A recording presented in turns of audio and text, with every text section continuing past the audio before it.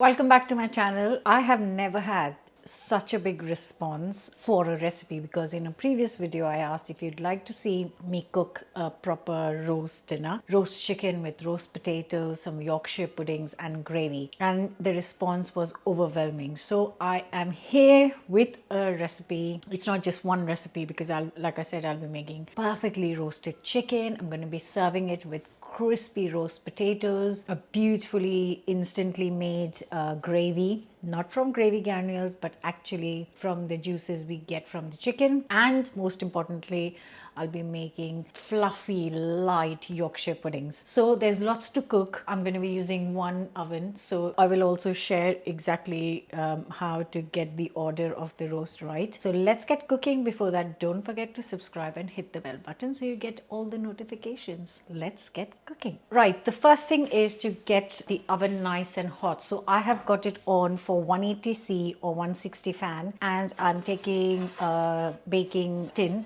which is big enough to put the chicken. You don't want a massive tray. You want to collect the juices. Make sure you collect the juices, otherwise you will have no gravy. And I am going to start by layering it with some basic vegetables. Right, to layer this tray first, I'm going to use a couple of onions, a couple of carrots, one parsnip, and I've got some sad looking celery, so I'm just going to add those two, and some garlic. So all I'm going to do is chop everything up roughly. So that's all the vegetables prepped, and I'm just gonna kind of put them, spread them on the tray. There we go. Just smells so lovely and fresh. Right, I'm not going to peel or chop the garlic. What I am going to do is break a whole bulb of garlic and put the cloves all over. It'll roast and kind of, you'll see in a minute.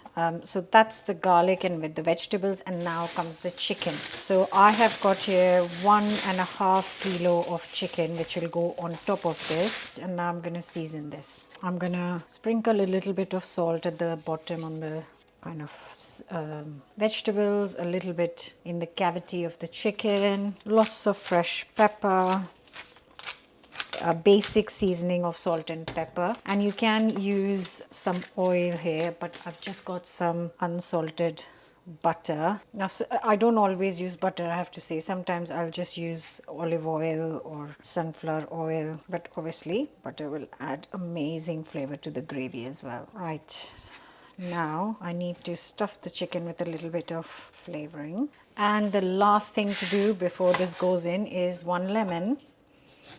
Slice it, and I have got some lovely rosemary, some slightly dried thyme, but that's absolutely fine, and one lemon, and this will go in the cavity of the chicken, so it will release its lovely flavor. And now this will go in the hot oven for 1 hour 20 minutes. So now the chicken is sitting there in the oven for 1 hour 20 minutes, and this gives us time to start prep on the potatoes. You need to start straight away because potatoes also take a lot of time to get nice and roasted. So moving on to the roast potatoes. As always, for the roast potatoes and for on my potato recipes, I use the red potatoes, and they are great for roasting as well. So I am going to use this many. So peel and chop. Obviously, make sure that the potatoes are chopped into equal pieces just so that they take the same amount of time to cook. I'm going to go for this size, and I have got a pan of normal tap water where they will go in.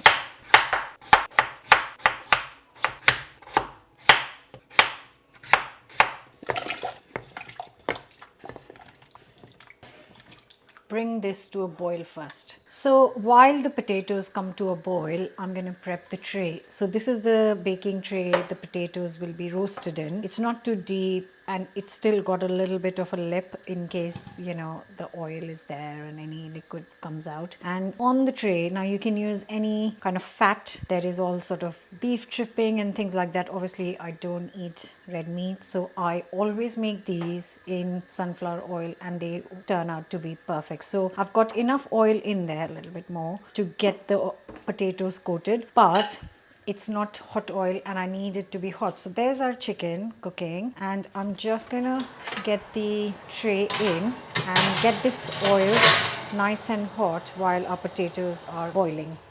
So once this starts to boil, I'm going to give it exactly 5 minutes. I'm going to put the timer on and then let it cook for 5 minutes once it starts to boil. This is bubbling away nicely, and now I'm going to put a timer for 5 minutes. So 5 minutes done. The potatoes have cooked for exactly 5 minutes. I'm going to drain them out.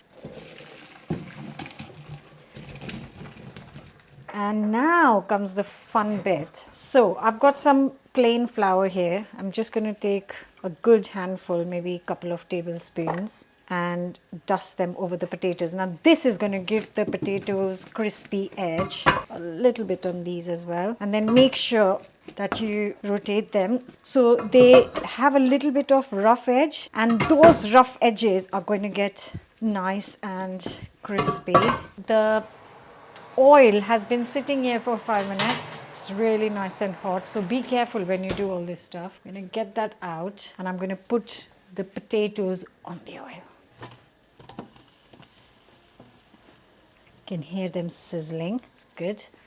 I'm going to do a little bit salt, a little bit of pepper, and a little bit of fresh rosemary that we use for the chicken as well. You don't have to use the rosemary, but it does absolutely make them even more incredible. So that's that. Remember, the tray is hot. Just going to make sure that the potatoes are coated in that hot oil before we put them in the oven. So when you are putting them in, if you can, put them in a single layer so all the potatoes have got a chance to crisp up. This goes in the oven with the chicken. So remember, our chicken has been cooking. So that's on one shelf, and this goes on the bottom shelf, whatever shelf, on another shelf. And I'm not going to disturb the potatoes now for 30 minutes at least. And I'm going to increase the heat to 180 fan, which is 200 C. And for the time being, I'm just going to have a quick cup of tea. But I have got some more prep to do while these two things are cooking, because we've still got a couple more things to cook for our big roast dinner. So while the chicken is on one shelf, I've moved them up down. So the chicken is on the bottom shelf now, and the potatoes are on the top shelf, so they can get a bit more color. While that is happening, I am going to prep for the Yorkshire puddings. I'm going to get the mixture ready. So for the Yorkshire pudding, I have got 140 grams of plain flour, all purpose. And I'm going to break in 4 eggs here. And then I'm going to whisk until it's nice and smooth. Make sure it is properly smooth before we move on to the next step. So next I have got 200 ml of whole milk. Add a little bit, whisk it up before we add the rest. And then you season it a little bit, not crazy amounts. So a good pinch of salt and a good pinch of freshly ground pepper, and that will be all. And once it's nice and smooth, I am going to transfer it to the pouring jug.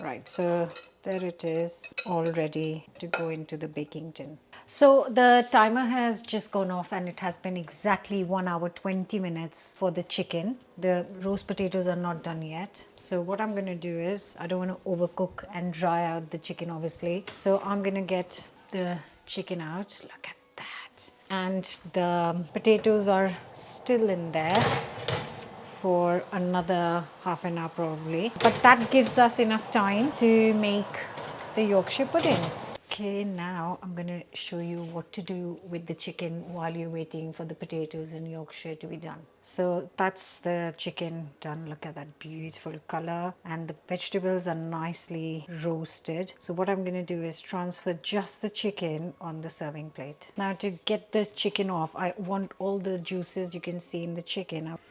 Get all the juices out, and then I'll transfer it to a serving plate. There we go.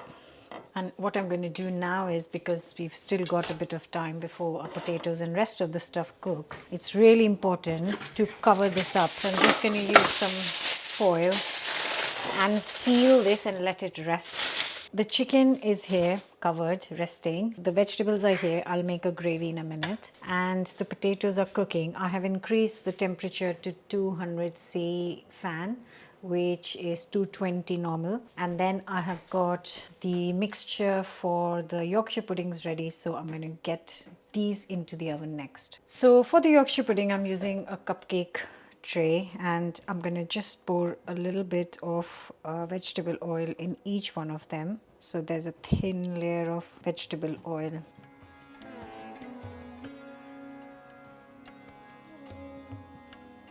And I'm going to put this into the oven, just the tray, for 5 minutes to heat up the oil properly. And while I have opened the oven to put the Yorkshire tray in, I'm just going to kind of stir these potatoes a little bit.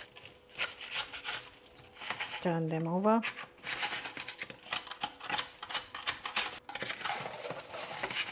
Back in the oven for half an hour. Now that things are coming together and we're almost there. I did get some Brussels sprouts. God, I was thinking, what is this?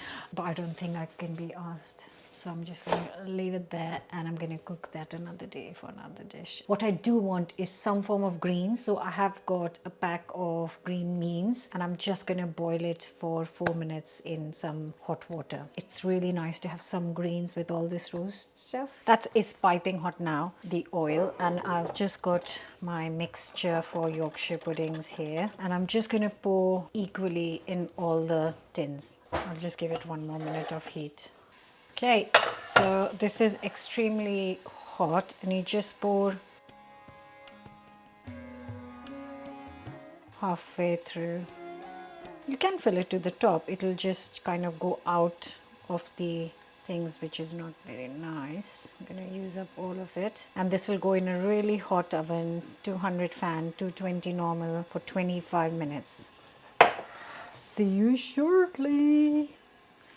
In the meantime, I've got 25 minutes. I'm gonna just tidy these beans up and cook them in boiling water for 4 minutes.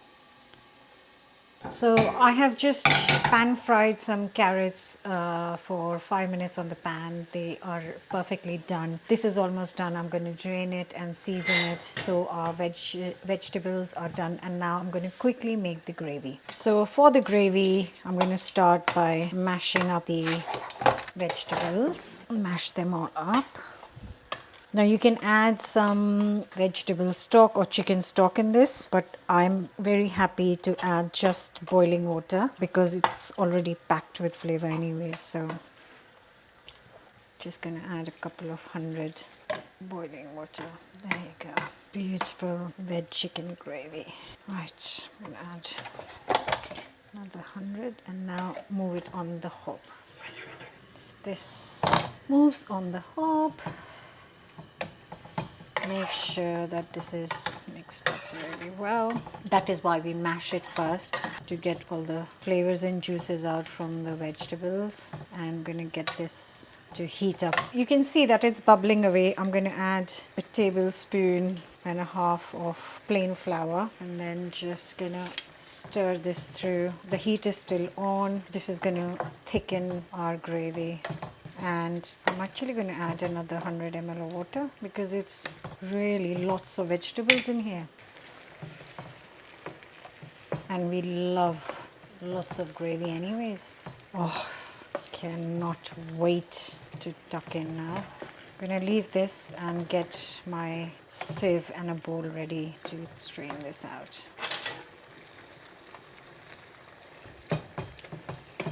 I've got a massive bowl, I've got a sieve, I'm going to strain this out. Right, this is hot, I have to remember that. Just going to just pass it through a sieve, collect all the gravy. Oh, it smells amazing. Absolutely incredible. If you want it thicker, the gravy, you can add a bit more flour. We don't like it very thick. Oh, carrot escaped. So get all the bits out from here. Then gonna do the last bit.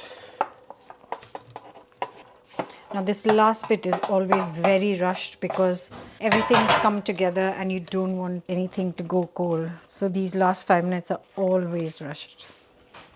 And then this goes into our gravy boat. Couple of loose carrots in as well. Can you hear them? I can hear them, and they are gloriously ready. This took 1.5 hours as well.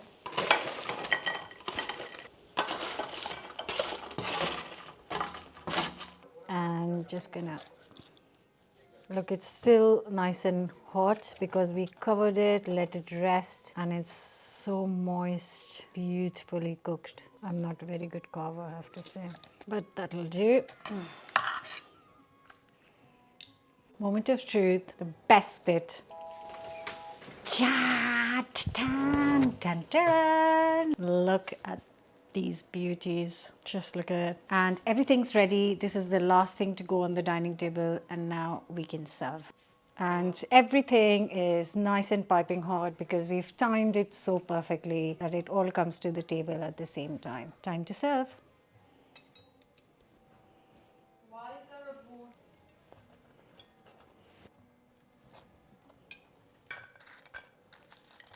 And now the best bit. Everything so far, I've just called it a best bit.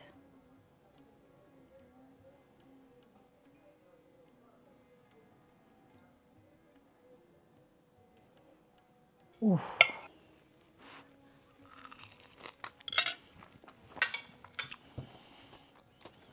Okay, so that meal is done. It was absolutely delicious and I'm going to start washing up, but don't forget to subscribe and hit the bell button. There are lots of ways if you have any leftovers of how to use those leftovers for another delicious meal. Hope you've enjoyed the video. Bye for now.